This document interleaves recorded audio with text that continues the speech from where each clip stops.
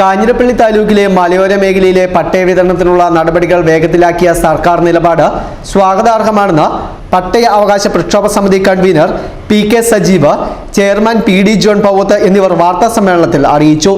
സ്വന്തം ഭൂമിയിൽ അഭിമാനത്തോടെ ജീവിക്കണമെന്ന ആയിരക്കണക്കിന് മനുഷ്യരുടെ പതിറ്റാണ്ടുകളായുള്ള ആഗ്രഹമാണ് ഇതോടെ സഫലമാകുന്നത്. സ്വാതന്ത്ര്യ ലബ്ധിക്ക് ശേഷം ആദ്യമായിട്ടാണ് പ്രദേശത്തെ കർഷകർക്ക് പട്ടയം നൽകുന്നതിനുള്ള നടപടികൾ സ്വീകരിക്കുന്നത്. എല്ലാ മനുഷ്യരും ഭൂമിയുടെ അവകാശികളാക്കണമെന്ന മുഖ്യമന്ത്രിയുടെ ഉറച്ച നിലപാടാണ് പട്ടയ നടപടികൾ വേഗത്തിലാക്കിയത്. ഒന്നാം പിണറായി സർക്കാരിന്റെ കാലത്ത് പട്ടികജാതി പട്ടികവർഗക്കാരും സ്വകാര്യ വ്യക്തികൾക്കും പട്ടയം നൽകുന്നതിനുള്ള നയ തീരുമാനങ്ങൾ കൈക്കൊണ്ടതാണ്. ഈ നീക്കത്തിന് കാനം രാജേന്ദ്രൻ, റവന്യൂ മന്ത്രി കെ രാജൻ, സ്ഥലം എം.എൽ.എ. സെബാസ്റ്റ്യൻ കുളത്തിങ്കൽ എന്നിവർ നിർണായക നിലപാടെടുത്തു. 2020 ജൂൺ 2 പുറപ്പെടുവിച്ച ഉത്തരവ് അനുസരിച്ച് ഇടുക്കി ജില്ലയിൽ അനേകം പേർ പട്ടയ വിതരണം ചെയ്യുകയും നിരവധി ഇടങ്ങളിൽ സർവേ നടപടികൾ മുന്നോട്ട് പോകുകയും ചെയ്തിട്ടും കാഞ്ഞിരപ്പള്ളി താലൂക്കിലെ എരുമേലി, വടക്ക്, തെക്ക്, കോഴത്തോട് എന്നീ വില്ലേജുകളിൽ ഉത്തരവ് നടപ്പാക്കിയിരുന്നില്ല.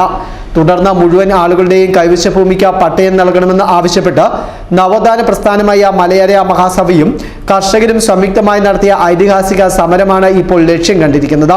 അനിശ്ചിതകാല പട്ടയ പ്രക്ഷോഭ പരിപാടികളുടെ ഭാഗമായി പട്ടിണി സമരം, ഗ്രാമങ്ങളിൽ നിന്ന് വില്ലേജ് ഓഫീസുകളിലേക്ക് മാർച്ച്, നിരാഹാര സത്യാഗ്രഹം എന്നിവയൊക്കെ നടന്നു. പ്രക്ഷോഭ പരിപാടികൾ ശക്തമായതോടെ സർക്കാരിന് വേണ്ടി കാഞ്ഞിരപ്പള്ളി തഹസിൽദാർ പുഞ്ചവയലിലെ സമരപന്തലിലെത്തി പട്ടയം നൽകുമെന്ന് ഉറപ്പു നൽകിയിരുന്നു. അതേസമയം 10,000-ലേറെ അപേക്ഷകൾക്ക് പട്ടയ വിതരണ നടപടികൾക്കായി കേവലം 17 ഉദ്യോഗസ്ഥരെ മാത്രമേ നിയമിച്ചിട്ടുള്ളൂ എന്ന പരാതിയുണ്ട്.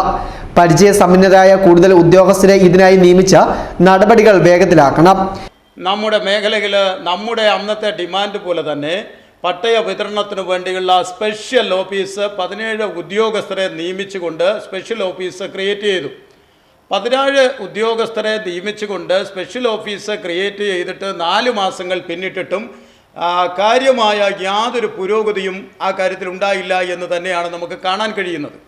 എന്നാൽ 50ഓളം കുടുംബങ്ങളിൽ ഇതേവരെ ചില സർവേകൾ നടന്നതായിട്ടൊക്കെ അറിയാം. പക്ഷേ ആ രീതിയിലുള്ള ഒരു സർവേ നടപടികളല്ല വേണ്ടത്. കാരണം അപേക്ഷകൾ ആകമാനമായിട്ടുള്ളത് പരിശോധിക്കുമ്പോൾ 10,000-ലേറെ അപേക്ഷകളുണ്ട്. കേവലം 17ഓളം ഉദ്യോഗസ്ഥരെ വെച്ചിട്ട് അത് ചെയ്യുവാനായിട്ട് പൂർത്തീകരിക്കുവാനായിട്ട് കഴിയില്ല, സമയബന്ധിതമായി പൂർത്തീകരിക്കുവാൻ കഴിയില്ല. അതുകൊണ്ട് പട്ടയാവകാശ പ്രക്ഷോഭ സമിതിക്ക് ശക്തമായി ആവശ്യപ്പെടാനുള്ളത് ഈ ഉദ്യോഗസ്ഥരുടെ നമ്പർ, അത് നല്ല എക്സ്പീരിയൻസ് ഉള്ള ഉദ്യോഗസ്ഥരെ പട്ടയ വിതരണവുമായി ബന്ധപ്പെട്ട എല്ലാ നടപടിക്രമങ്ങൾക്കും വേണ്ടി നിയോഗിക്കണം. 17 ഉദ്യോഗസ്ഥരെ പോരാ, മതിയായ എക്സ്പീരിയൻസ്ഡ് ആയിട്ടുള്ള ഉദ്യോഗസ്ഥരെ അടിയന്തരമായി നിയമിക്കണം എന്നുള്ളതാണ്. കേസ് അമരാവതി കേന്ദ്രീകരിച്ച് ആദ്യം തുടങ്ങുകയും എന്നാൽ അവിടെ സൗകര്യക്കുറവാണെന്ന കാരണത്താൽ മുണ്ടക്കയം പുത്തൻചന്തയ്ക്കടുത്തുള്ള ബിൽഡിങ്ങിലേക്ക് അത് മാറ്റുകയും അവിടെ സൗകര്യക്കുറവാണെന്ന് പറഞ്ഞുകൊണ്ട് വീണ്ടും അത് കാഞ്ഞിരപ്പള്ളി താലൂക്ക് ഓഫീസിലേക്ക് മാറ്റുകയും ചെയ്തിരിക്കുകയാണ്. ഇത്തരത്തിലുള്ള ഒരു മെല്ലപ്പോക്ക് നടപടി ശരിയല്ല. കാരണം കർഷകരാതി ജനവിഭാഗങ്ങളുടെ പതിറ്റാണ്ടുകളായിട്ടുള്ള അവകാശങ്ങൾക്ക് ഇങ്ങനെ കാലതാമസം വരുത്തുന്നതിനെ പ്രക്ഷോഭ സമിതിക്ക് അംഗീകരിക്കുവാൻ കഴിയില്ല. അതുകൊണ്ട് പുത്തൻചന്തയിലെ ബിൽഡിംഗ് ആണ് മെച്ചപ്പെട്ടതെങ്കിൽ അടിയന്തരമായിട്ട് അവിടെ ഫെസിലിറ്റീസ് ഉറപ്പാക്കിക്കൊണ്ട് പട്ടയ വിതരണത്തിന് വേണ്ടിയുള്ള നടപടികൾ ആരംഭിക്കണം. മറ്റൊരു കാര്യം കൂടി ഞങ്ങൾക്ക് സൂചിപ്പിക്കാനുള്ളത്, ഈ മേഖലയിലൊക്കെ ഇക്കാലം അത്രയുമായിട്ട് ഒരുപാട് കർഷകർ നട്ടു വളർത്തിയ വൃക്ഷങ്ങൾ അവിടെ നിൽപ്പുണ്ട്. പക്ഷേ സർക്കാരിന് ആ വൃക്ഷങ്ങൾക്ക് ജനങ്ങൾ വലിയ നികുതി ഈടാക്കേണ്ട സാഹചര്യം ഇനി ഉണ്ടാകാൻ പോവുകയാണ്. പക്ഷേ ഏഞ്ചൽ വാലിയിൽ പട്ടയം കൊടുത്ത സന്ദർഭത്തിൽ ഈ വൃക്ഷങ്ങൾക്ക് നികുതി ഈടാക്കാനുള്ള ആ ഒരു തീരുമാനത്തെ മറികടന്നുകൊണ്ട് അത് വേണ്ട എന്നുള്ള ഡിസിഷൻ അവിടെ എടുത്തിട്ടുണ്ട്. ഗവൺമെൻറ്റിൻ്റെ പല തീരുമാനങ്ങളിലും അതുണ്ട്, ഓർഡറായിട്ട് വന്നിട്ടില്ലെങ്കിലും. അതുകൊണ്ട് ഈ മേഖലയിൽ പട്ടയ വിതരണം നടത്തുമ്പോൾ മരങ്ങൾക്ക് കർഷകരിൽ നിന്ന് നികുതി ഈടാക്കാനുള്ള നടപടി യാതൊരു കാരണവശാലും സ്വീകരിക്കാൻ പാടില്ല. കർഷകരെ എക്സംപ്റ്റ് ചെയ്തുകൊണ്ട് ഒഴിവാക്കിക്കൊണ്ടുള്ള തീരുമാനമായിരിക്കണം ആ കാര്യത്തിൽ ഉണ്ടാകേണ്ടത്. പ്രിയപ്പെട്ട മാധ്യമ സുഹൃത്തുക്കളോട് മറ്റൊരു കാര്യം കൂടി റിപ്പോർട്ട് ചെയ്യണമെന്ന് ഞങ്ങൾക്ക് അഭ്യർത്ഥനയുണ്ട്. അതായത് പട്ടയം ഇപ്പോൾ നടപടി വേഗത്തിലാകും എന്നുള്ള പ്രതീതി ഉണ്ടായതിനെ തുടർന്ന് ചില ആളുകൾ പുതിയ അപേക്ഷകൾ സമർപ്പിക്കണമെന്നുള്ള ആവശ്യവുമായിട്ട് രംഗത്ത് വന്നിട്ടുണ്ട്.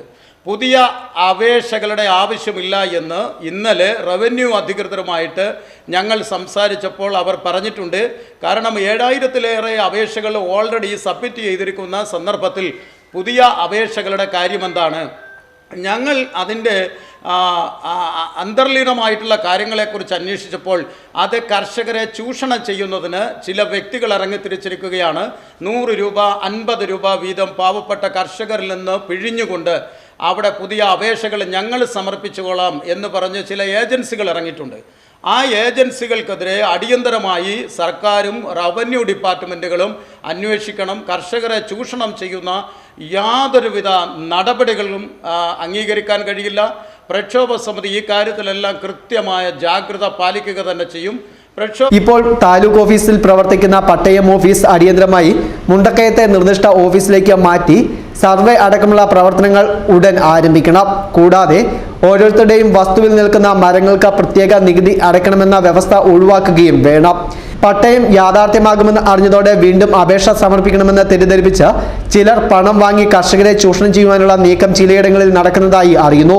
ഇത് യാതൊരു വിധത്തിലും അനുവദിക്കുവാൻ ആകില്ല. നമ്മുടെ ഈ അടിയന്തരാവസ്ഥക്കാലത്ത് ഒന്നൊരു നിയമം അവിടുത്തെ മലയോര കർഷകരെ ബാധിച്ചിരുന്നു. അതിനുവേണ്ടി ഒത്തിരി സമരങ്ങൾ കാലാകാലങ്ങളിൽ ചെയ്യുകയും ആ സമരത്തിന് എക്കാലവും ഞാനും അവരോടൊപ്പം ഉണ്ടായിരുന്നു എന്ന് ഈ അവസരത്തിൽ ഓർപ്പിക്കുകയാണ്. അത് 1996 ഒരു നിയമത്തിൽ കൂടെ കർഷകഭൂമി എന്നുള്ള ഒരു ബില്ല് അവതരിപ്പിക്കുകയും അതുവഴി അവിടെ കർഷകർക്ക് സംരക്ഷണം കിട്ടുകയും ചെയ്തു. അതിനുശേഷമാണ് പട്ടയം എന്നുള്ള ആശയം ഉദിക്കുകയും അതിന് ബഹുമാനപ്പെട്ട ഒടുവിലത്തെ കർഷകനും പട്ടയം ലഭിക്കും വരെ കർഷകർക്കൊപ്പം നിലയുറപ്പിക്കുമെന്ന് പട്ടയാവകാശ പ്രക്ഷോഭ സമിതി ഭാരവാഹികളായ CA Muhammad Basheer, Rajan Devadas, Sabu Thomas, KN Padmanabhan, KN Rajendran, MB Rajan എന്നിവർ വാർത്താ സമ്മേളനത്തിൽ അറിയിച്ചു. News bureau, Mundakayam.